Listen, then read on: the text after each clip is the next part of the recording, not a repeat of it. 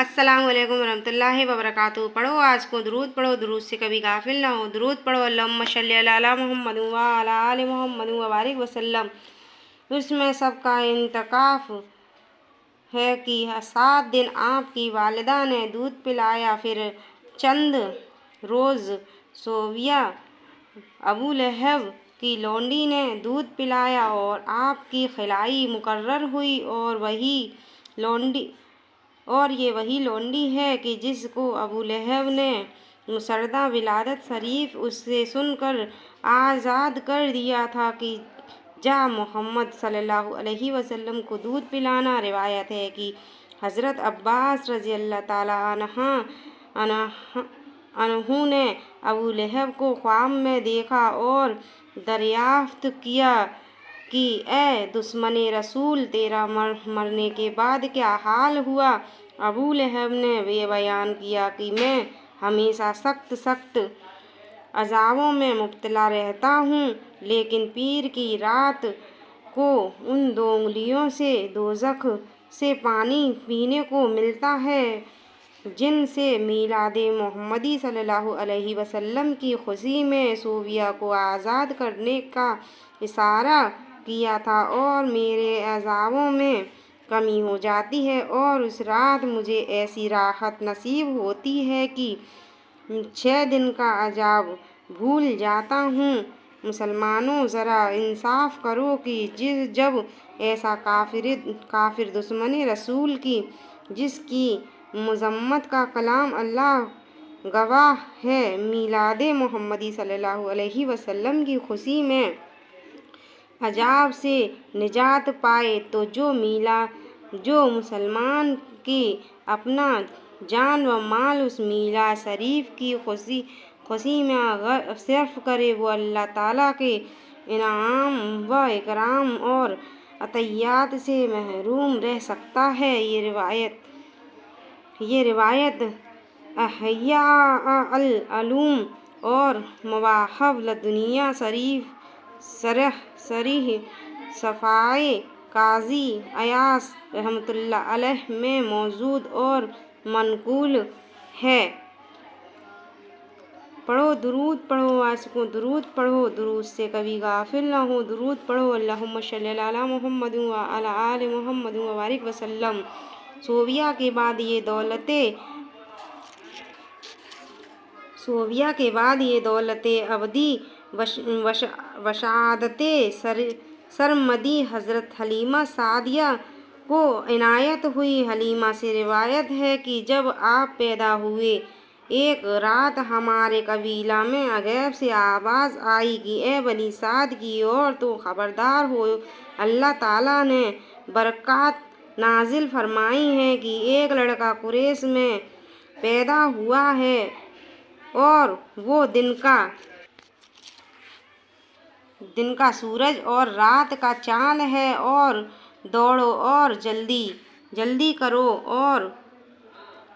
और शताब उस दौलत को लो जो सा तकरीर उस औरत की जो उस को दूध पिलाए। हलीमा सादिया कहती हैं कि मेरे कबीला की औरतों ने जो सुना तो अपने जानवरों को साथ लेकर मक्का की तरफ रवाना हुई। मैं और जल्दी अपनी सवारियों को तेज हाँकती, लेकिन हज़रत हलीमा फरमाती हैं कि मैं भी साथ रवाना हुई, मगर मेरी ऊँटनी निहायत सुस्त और ज़ईफ़ थी। हर चंद उसको हाँकती थी, लेकिन वो आहिस्ता चलती थी। उस वजह से मैं पीछे रह गई। जब मक्का में पहुंची तो देखा कि मेरे कबीले की औरतें जो मुझसे पहले पहुंच चुकी थीं, उन्होंने कुरैश के लड़के जो सब सरदारों और मालदारों के थे ले लिए, और मैंने हर चंद तलाश किया, कोई लड़का मुझको न मिला। तो निहायत रंजीदा और गमनाक बैठी थी। दफ़अतन क्या देखती हूँ कि एक मर्द बड़ी शान वाले, जिनके चेहरे से सरदारी जाहिर थी, खड़े हैं। میں نے پوچھا یہ شخص کون ہے؟ آدمیوں نے کہا یہ مکہ شریف کے سردار عبدالمطلب ہیں۔ پھر حضرت عبدالمطلب نے بآواز بلند کہا کہ بنی سعد کی عورتوں تم میں سے کوئی باقی ہے جو ہمارے پوتے کو لے؟ حلیمہ فرماتی ہیں میں جلدی سے بول اٹھی کہ میں فقط باقی ہوں۔ انہوں نے میرا نام پوچھا تو میں نے کہا حلیمہ، تو بولے کہ اے حلیمہ میرا ایک پوتا ہے اور اس کا نام محمد صلی اللہ علیہ وسلم ہے۔ بنی سعد کی عورتوں نے اسے یتیم جان کر نہیں لیا تو اسے لے لو۔ حلیمہ فرماتی ہیں کہ میں ان کے ہمراہ مکان پر پہنچی تو کیا دیکھتی ہوں کہ ایک بیوی کی ان کا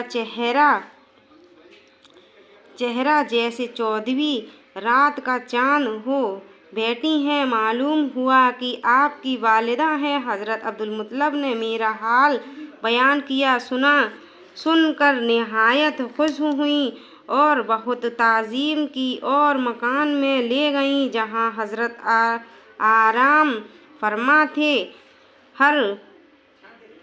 ہرے ریشم کا بچھونا اور سفید ریشم کا رومال اوڑھے سو رہے ہیں اور اس نورانی جسم میں سے خوشبو مہک رہی تھی۔ جس وقت میری نظر آپ کے جمال و کمال پر پڑی، ہزار جان سے عاشق ہو گئی اور چاہا کہ جگاؤں۔ قریب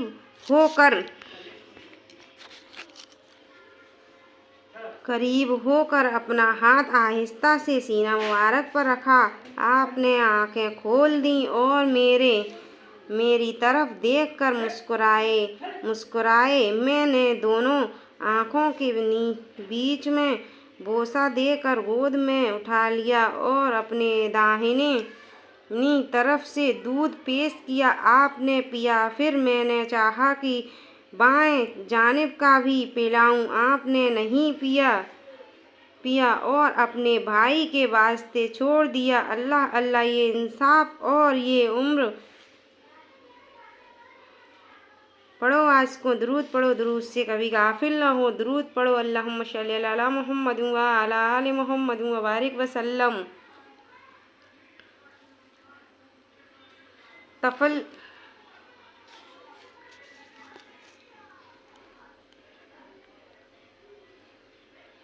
روایت ہے کہ بی بی حلیمہ آپ کو لے کر 3 دن تک مکہ معظمہ میں رہیں، پھر رخصت ہوئیں۔ آپ